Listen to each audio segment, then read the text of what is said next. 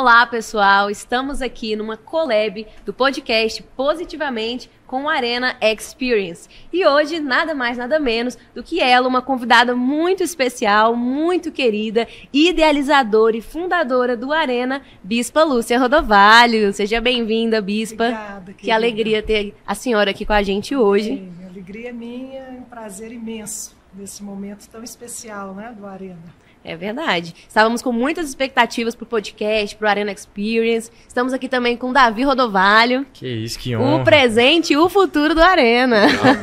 O bravo. O bravo. E hoje o nosso tema é discipular. E claro que numa conferência de experiência, focada tão em experiência, um assunto que está tão em alta, eu queria perguntar, antes de mais nada, Bispa, qual foi a experiência que gerou na senhora esse amor por vidas, esse anseio tão grande por liderar e discipular pessoas? Eu acho que veio muito, Laura, da minha experiência, né? Eu tinha uma vida boa, confortável, paz, tudo, né? Fazia o que eu gostava, mas eu tinha um vazio muito grande dentro de mim e nada conseguia preencher, né? E ali me deixava às vezes depressiva, passava momentos difíceis com 14, 15 anos, né? Então, quando eu tive a experiência com Jesus, foi a mesma coisa que tirar com a mão, né? Eu fiz a oração de entrega e depois eu era outra pessoa, nunca mais senti isso, só alegria, desejo de viver, Então, essa experiência me motivou ajudar outros que eu sabia que vivia, né, isso. Eu creio que não é só o jovem de agora que sofre estresse, né, por causa de mídias sociais, por causa de muita comparação, mas cada jovem vive a sua experiência no seu tempo, né, na sociedade que ele está inserido. Então, eu comecei a ver minhas amigas, a orar por elas, a senti, né, o coração delas e comecei, eu falei, eu acho que esse é o meu caminho mesmo, é ajudar as pessoas. E eu tive uma experiência que me marcou muito. Eu me converti e eu era uma pessoa tímida, né, eu jogava vôlei e tudo, e eu não falei para ninguém. Tive a experiência e estava vivendo ali com Jesus, numa boa. E um dia, tinha passado acho que uns 3 meses que eu já tinha aceitado Jesus, que eu já frequentava o clubão da MTC, e a menina que era minha levantadora oficial, né, jogava no time do Jockey Club, no liceu, ela virou para mim e falou, puxa vida, fiquei sabendo que você aceitou Jesus e você nunca falou dele para mim. Meu Deus. Aí eu falei assim, aquilo ali veio, né, igual um choque para mim. Então, aquilo ali foi o ponto que me despertou. Não é? Puxa, tem gente necessitada, assim como eu também estava, porque eu não queria invadir a privacidade das pessoas, né? E eu falei, bom, então você sabe que eu agora aceitei Jesus, vamos... Não, eu também me converti, mas aquilo, eu fiquei com muita vergonha, né? Puxa, 3 meses ela conviveu comigo e ela falou, eu vi que você mudou. Mas eu ficava constrangida de perguntar, né? E você não falou nada. Aquilo marcou minha vida. Então, a partir daquele ponto, dos 3 meses depois, eu comecei a falar com todo mundo e já discipular pessoas, né? Ia na casa das pessoas orar toda semana. Eu nem sabia o que era isso, mas Deus colocou no meu coração que eu precisava cuidar dessas pessoas que eu tinha falado de Jesus. Então, eu marcava para ir na casa delas, né? Quer dizer, eu estava fazendo um discipulado sem perceber. Sem o nome discipulado ainda. Sem o nome discipulado. Sim. Né? Sim. E Bispo, assim, hoje a gente tem visto muito, principalmente até trazer o Davi agora para a conversa aqui, o Davi ele tem trazido muito essa questão para a experiência, né? Para a nova geração da igreja. Eu entrei na Sara em 2004. Meu Deus. Muito novo, eu tinha 14 anos. E a minha primeira experiência com Deus foi numa ministração da senhora, inclusive no Arena, né?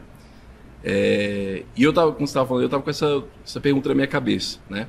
Lá atrás, nós vivemos um momento de muita experiência. Foi, né? Muito.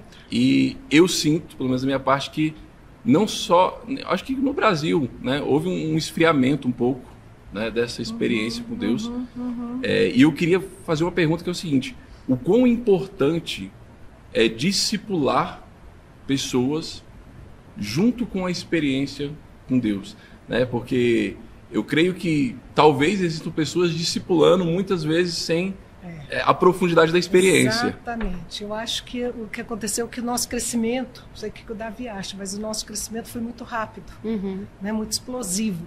Então, acho que foi uma falha nossa, talvez, na formação dos líderes, né? Não trabalhar muito isso, né? A vida devocional, as buscas, era muito focado em ganhar o perdido, que era urgente mesmo, né? Sim. Mas a gente focou muito nisso e os retiros, nós fazíamos acampamentos como o GS Camp, como coisas que a gente já está fazendo agora, eu fazia muito no início, com a primeira geração, né? Mas depois ficou uma coisa meio mecanizada. Eu confesso que dá certinho isso, a sua visão. Eu converso muito com o Vitor justamente sobre essa questão de ter experiência com Deus, até sobre revisão de vidas e tal, sobre algumas palavras que precisam ser mudadas, que tem que ter mais experiência, mais mover.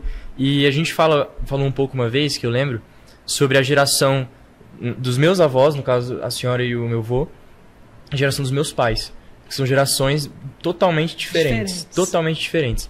Porque, né, conversando com o meu avô, cara, o meu avô contando as experiências dele, velho, assim, que o bicho ia lá no mato, aí chegava lá pegando fogo, todo mundo pegando fogo, as árvores pegando fogo assim, meu Deus, e por que a gente não vive isso e tal? Aí meus pais, é outra realidade, é uma realidade muito de discipular, de 12, formar os 12, não sei o quê. Não que seja ruim, sabe, mas que, tipo assim, são duas coisas completamente opostas, que eu acho que uma geração, pelo menos a geração de vocês, teve muito de experiência, e a geração do meu pai teve muito de discipular, de 12, formar os 12, mas que cada um faltou um pouco do outro. Do equilíbrio. Exatamente. Que na verdade são complementares, né? Sim. No nosso primeiro ministério, na comunidade evangélica, era isso. Então eu acho que até nós, quando começou a Sara, nós fugimos um pouco disso, assim, não fomos tão profundo, porque a experiência com a comunidade evangélica, o que nós notávamos? Que as pessoas, nessas experiências, visitação de Deus, anjo, nós vivíamos isso muito. Eu lembro que eu ia para culto de oração, a gente não ia embora, os meninos ficavam dormindo nos bancos. Meu Deus do céu, como é que eu fazia isso com meus filhos? Mas ficavam lá na unção até 2 da manhã, os cultos não acabavam, tudo. Aí nós fomos para um extremo, porque as pessoas só ficavam focadas em si mesmas, sabe, Davi? Eu preciso ter experiência, eu preciso ter... Não, você já tem experiência, agora você precisa... A gente não saía para fora, a igreja, porque a igreja ela é para dentro e ela é para fora. Sim, né? Ela não pode ficar só voltada para si. Nós acreditávamos, vocês vão rir disso, mas é verdade. A gente acreditava e fomos formados para isso na comunidade evangélica, que a gente não precisava evangelizar. Quer dizer, eu nasci num movimento de evangelização, que foi a MPC. Aí, quando nós começamos a comunidade, nós tivemos um discipulador que ele era muito rígido nisso de consagração. Foi daí que nós pegamos muito a questão da separação, da oração, da consagração, do jejum, né? Oração 8 horas por dia, era o mínimo que a gente orava, sabe? Uma coisa muito assim. Mas o que nós vimos? Que nós ficamos voltados muito para nós, para os nossos problemas, e lá fora. E a gente acreditava que se a gente estivesse adorando, a gente era ensinado assim, que as águas do Espírito iria para a rua e não precisava pregar, que as pessoas iam converter só porque iam ouvi-lo, umas coisas meio fora do prumo que nunca aconteceu, né? Eu estou rindo porque na época eu não riria nunca, eu cria nisso, né? Mas a gente foi vendo que não é essa a realidade. Sim. E eu fui a primeira, interessante, na comunidade evangélica, a dar um grito de libertação nisso aí. Eu falei, não, gente, eu quero falar de Jesus Cristo. Aí comecei um momento com mulheres. Comecei chá de mulheres que eu chamava na casa das minhas tias. Aí todo dia da semana, ela seria uma célula. Eu tinha num lugar, chegou ao ponto que eu não tinha mais casa para fazer, porque eu reunia 700, 800 mulheres. Sabe? Foi um movimento assim, de Deus sobrenatural, muita cura, muito assim.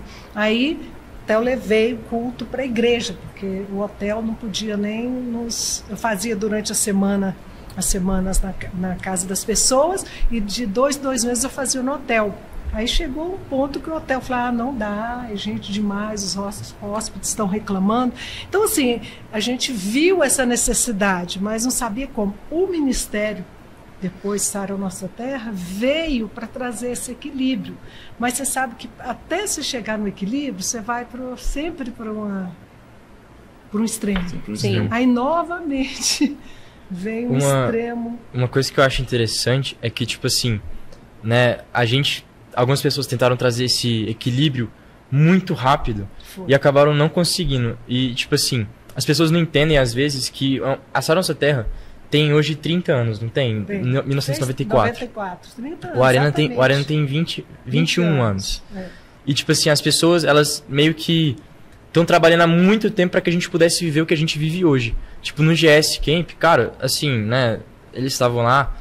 É um mover sobrenatural do fluir do Espírito Santo, do mover de Deus. Porque vocês deram esse espaço. Exatamente.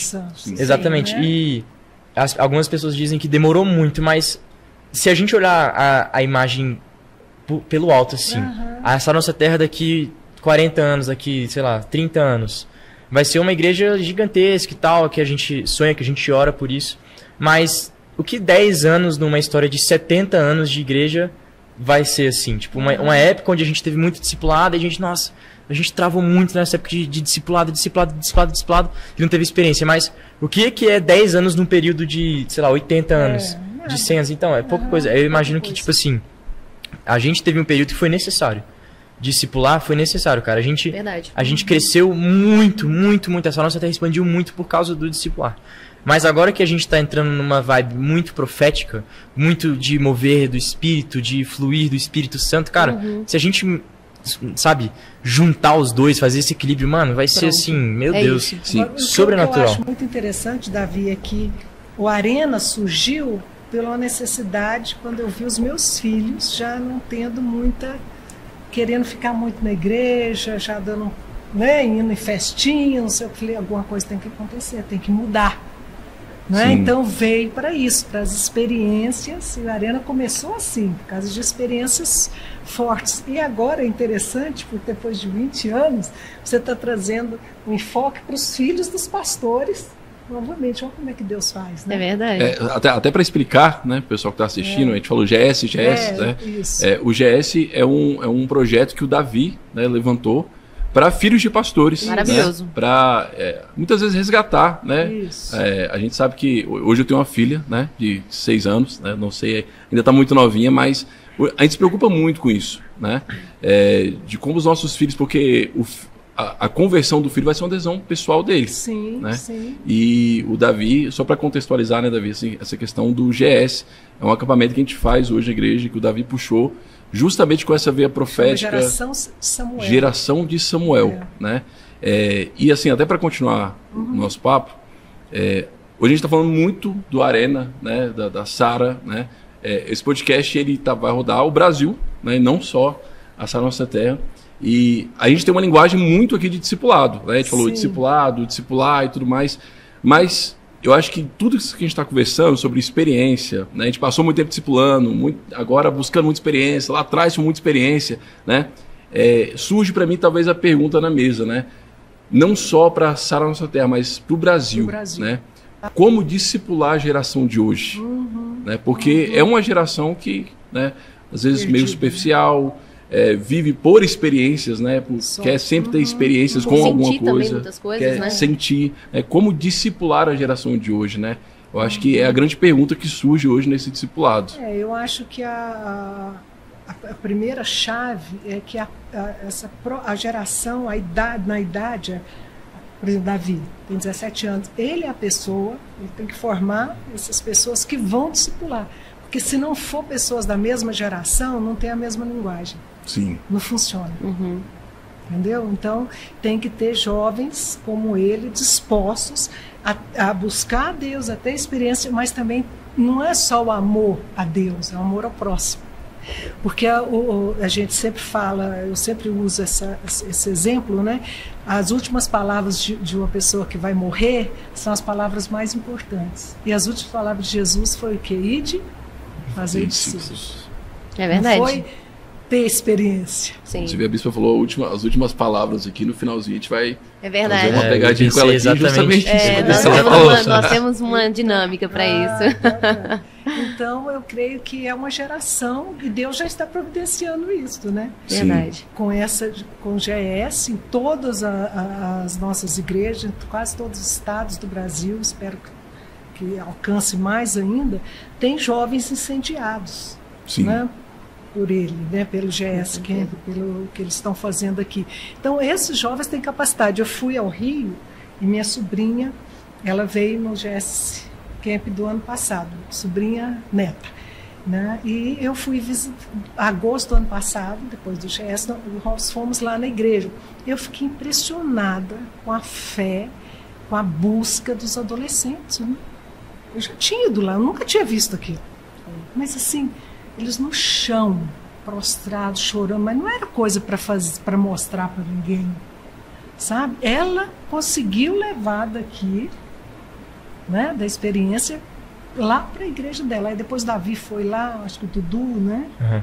Então, fizeram, aí eles até falaram, puxa, fala um pouquinho do que você viu lá. Assim, né, a minha prima, ela minha prima de segundo grau. Ela, tipo assim, foi completamente tocada pelo Espírito Santo e foi transformada.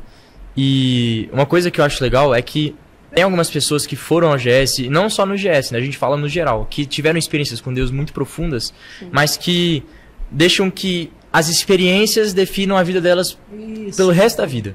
Tipo assim, a minha experiência é o suficiente para me manter na igreja para sempre. Não é, cara. Não é. E uma coisa que eu acho legal é que ela teve a experiência. Uma coisa que o Daniel Juan, que é um grande amigo meu, falou lá no GS Camp, falou que a experiência, levita, né? Grande levita, homem de Deus, que a experiência capina o lote, né? Tipo assim, você meio que limpa a sujeira, tira a grama, todo aquele mato, para você poder ter um pasto verde, para você poder plantar as sementes. Mas como que a gente planta as sementes? A gente tem que ter fé, cara. A gente não pode viver apenas pela experiência. Porque se a gente tiver só experiência, a gente só limpa o lote. A gente não planta sementes. Sim. Então, tipo assim, cara, o que eu acho massa é que ela teve as experiências, mas ela vive pela fé, cara. E a fé que ela tem, às vezes, traz mais experiências ainda. Então, as pessoas que procuram muita experiência, eu quero mais experiência, às vezes não vivem nem por fé. Tipo, eu tô na igreja porque tá esperando Deus falar com ela. Sim. Mas será que você tem fé de verdade? Tipo assim, você vive pela fé, você vive pela palavra? Ou você vive pelas experiências que você tem? Esse equilíbrio é importantíssimo. Exatamente. Importantíssimo, né? Então, é essa geração que vai discipular. E sobre geração, a gente tem muita essa conversa hoje também sobre a mudança de geração, né? A próxima geração chegando. Acho que o Davi estava lendo um livro chamado Formador de Heróis. Sim. Né? A gente estava lendo esse livro. E lá ele fala, né? Tipo assim, que o lance não é você ser um herói, você querer ser um herói, mas você passar para o próximo. Fazer né? heróis. Né? Fazer essa um herói. Essência, construir alguém que vai realmente levar mais longe aquilo que você começou. Sim, né? Então, discipulado para a geração mais antiga, hoje passa por esse filtro, talvez. Sim, né? Não só de continuar discipulando, pregando, mas de passar o cajado, né, Bispo? Nós tem uma experiência muito interessante, porque o Bispo Maurício, o discipulador dele, que fez tudo, que formou ele, não é um bispo, é um pastor. E o Maurício continuou, quer dizer, Deus separou esse pastor, que na época era líder, para formar o Maurício, para que ele chegasse onde ele está. Então, porque Deus vê lá na frente. Sim. Não é? E na época esse líder tinha tudo que ele precisava. Exatamente. Então, e se o líder não tivesse feito isso com o Maurício? Sim. Não é? Uma coisa que eu acho muito interessante é que existem certas pessoas que às vezes são cegadas pelo ego. Que tipo assim, eu tenho que ser melhor que o meu discípulo, mas às vezes não é esse o caso. Não. A gente tem que formar pessoas melhores que nós. E eu acho que é uma das coisas que eu aprendi. Que formar discípulos melhores que eu é um prazer, cara. É uma dádiva que eu tenho sucesso, com isso. né? Exatamente. Sucesso Ver meus discípulos crescendo, tendo células, abrindo células, formando os discípulos dele, cara, isso me deixa com uma felicidade assim tão grande que tem pessoas às vezes que vê o discípulo crescendo mais do que ele e fica com uma raiva, com inveja. Não pode, aí fica tomando os discípulos dele. Aí por quê? Porque não tem experiência. Porque cruz é uma experiência. Né? Fica muito no natural também, muito né? No natural. E não existe discipulado sem cruz. Se você não colocar o outro em primeiro lugar, né, você não consegue discipular ninguém. Jesus sempre era os discípulos em primeiro lugar. Né? É sobre servir, né? Sobre entregar. Servir, né? O último ato dele, antes dele ir para a cruz, antes da Santa Ceia, foi o quê? Servir. Servir. Pegou a toalha, amarrou e lavou os pés dos seus discípulos e falou, mostrando o quê? Que a grande chave do discipulado, e de formar discípulo, não era autoridade simplesmente, era servir. Sim, com certeza. Vocês vão servir, não são os seus sinais. Os sinais vão acompanhar. Não é? Vocês têm que ir por fé. Não é aquilo que eu estava falando ali. Às vezes as pessoas não fazem porque elas ficam esperando, por exemplo, eu preciso ter dinheiro para poder fazer alguma coisa. Eu não tenho dinheiro para mandar o meu discípulo, ele não tem dinheiro para ir para revisão de vidas. E fica nessa, não tem dinheiro. E é o que eu preguei. E para no problema. Nós vivemos o sobrenatural. E dinheiro, gente, é solução, ele não é problema. Sim. É verdade. Entendeu? Então a pessoa, se tiver fé e falar, eu não vou ser paralisado pela falta de dinheiro, porque Deus vai suprir, a gente vai ver milagre acontecendo, né? Então, o que o Davi falou é certíssimo. Com certeza. Né? A experiência tem que andar junto com a leitura da palavra, com a fé, com a obediência, porque também não adianta ter fé e não ter obediência. É verdade. Obediência à palavra. E obediência para essa geração é uma palavra bem complexa, né? Uma palavra bem difícil.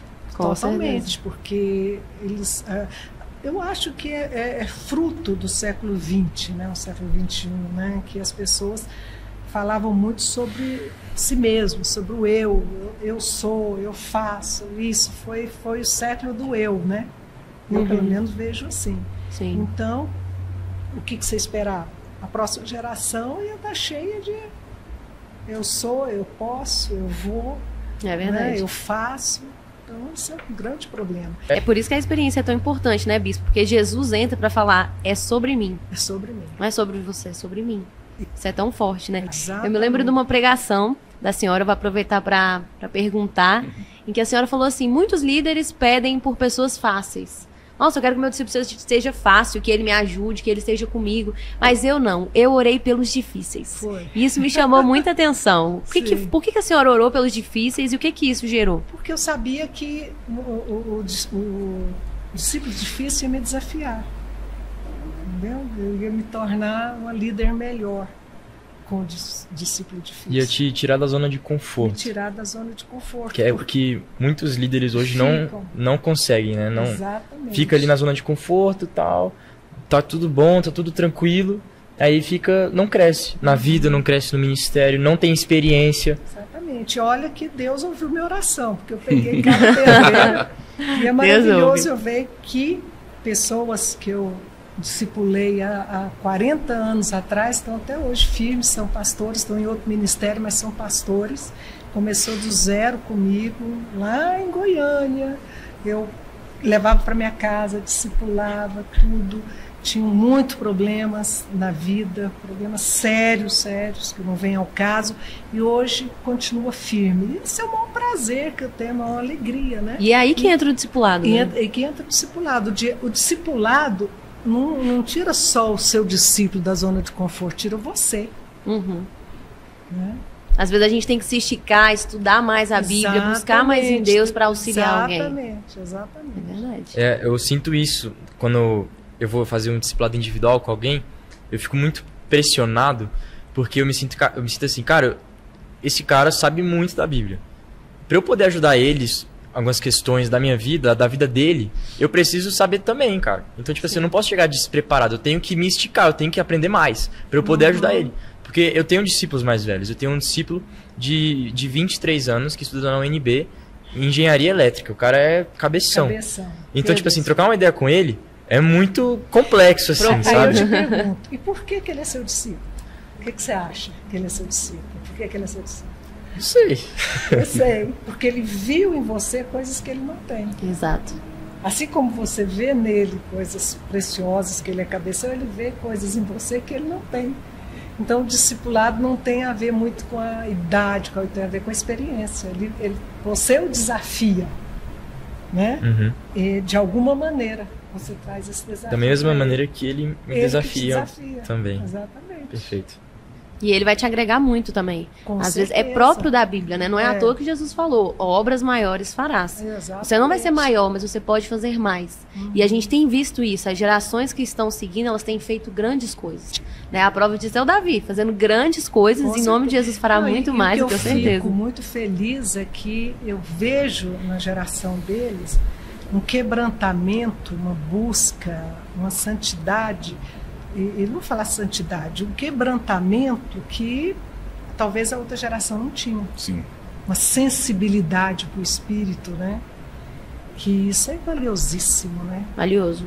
Para a manifestação do Espírito Santo porque é o que é o eu essencial. preguei hoje, né? A vida, você não faz adoração, você vive em adoração. As pessoas não entendem isso. A igreja de Jesus não entende isso. Isso é verdade. Né? Tudo que isso que nós estamos fazendo aqui, nós estamos adorando, porque nós não estamos glorificando o nome de Deus. Isso é adoração. Isso é verdade. Então, às vezes, tem que estudar. Eu estava conversando esse dia com uma pessoa que estava assim, que o filho, eu falei, olha, o filho quer só saber de igreja, não quer estudar. Mostra para ele que o estudo também faz parte da adoração dele para Deus, porque ele vai ter conhecimento, e esse conhecimento vai ajudar outras pessoas. Isso é então verdade. ele está ajudando outras pessoas.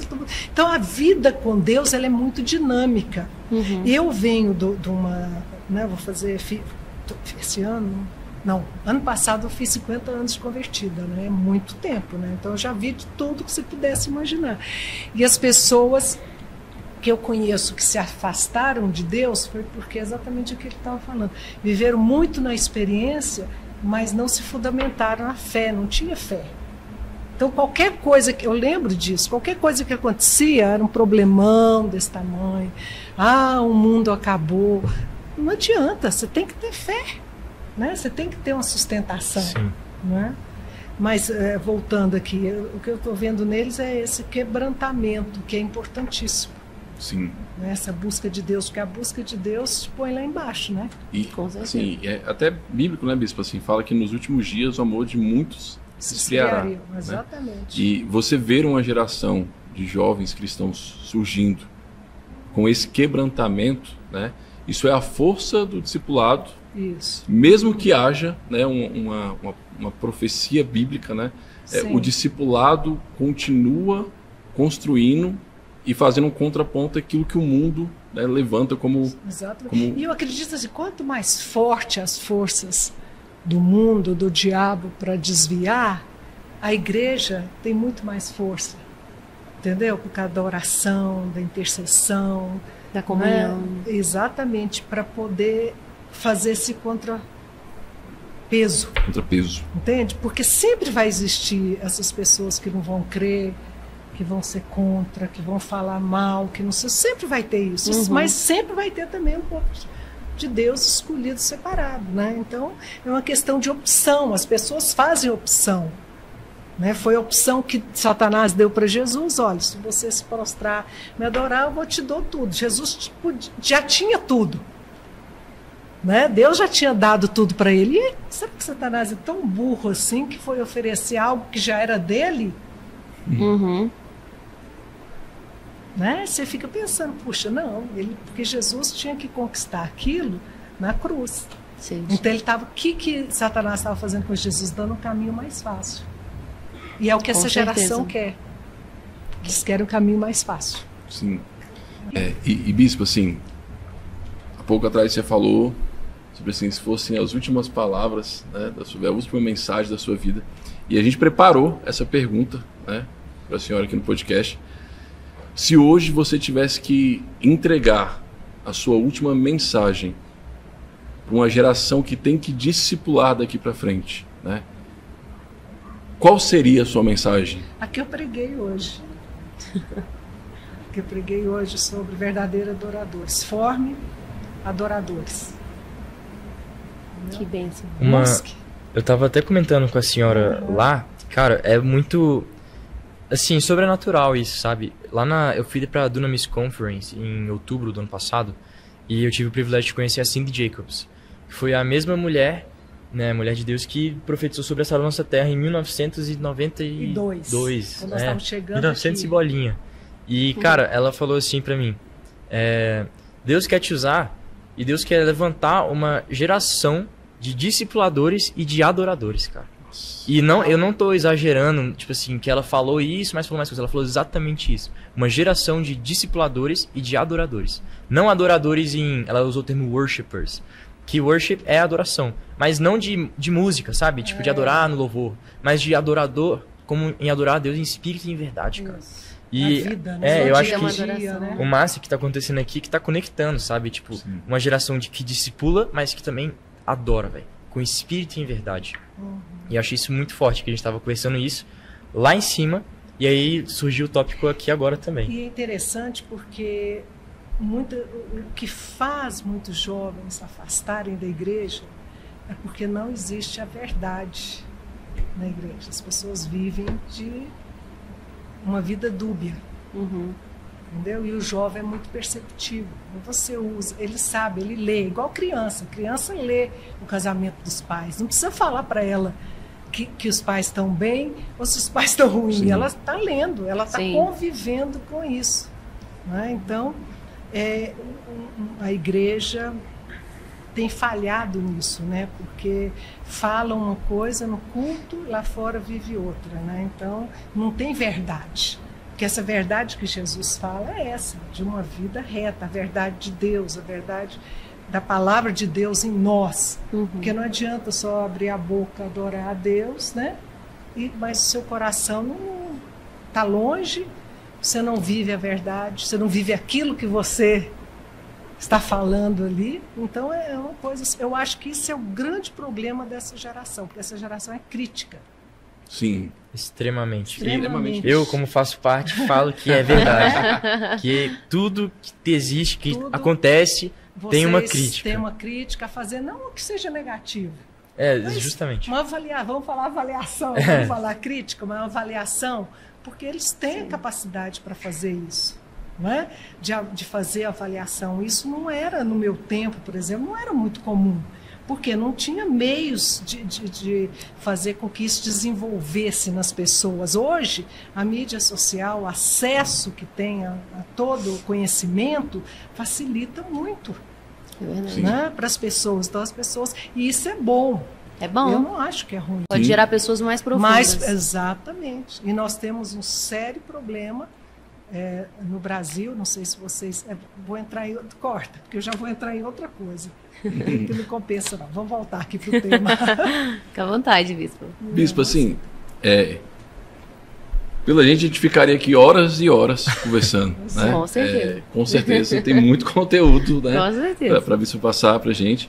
E eu vou deixar a Maria Laura fazer nossas considerações finais aqui agora do nosso podcast. Vamos nessa. Gente, eu quero, acima de tudo, agradecer a presença da Bispa, do Davi. Que alegria tê-los aqui hoje. Eu tenho certeza que você, assim como eu, recebeu muito, foi muito fortalecido por Deus nesse podcast. Acompanhe os próximos, porque também serão incríveis e poderosos. E que essa mensagem de buscar uma experiência, de se aprofundar em Deus, de ser discipulado, fique no nosso coração e nós possamos levar isso como nossa missão de vida, amar pessoas, levar tantas pessoas a viverem o que nós estamos vivendo aqui nesse Arena Experience, nesses dias, nesse novo tempo, em 2024. Então acompanhe, muito prazer, muito bom tê-los aqui. Muito obrigado, Vitor, Maria Laura, Davi. Privilégio estar aqui nessa mesa com gigantes, que isso? Gigantes só tá desse lado aqui. Isso daí, aqui referências. É isso. Amém. Um beijo. Muito obrigada. Tchau, tchau. Oh yeah.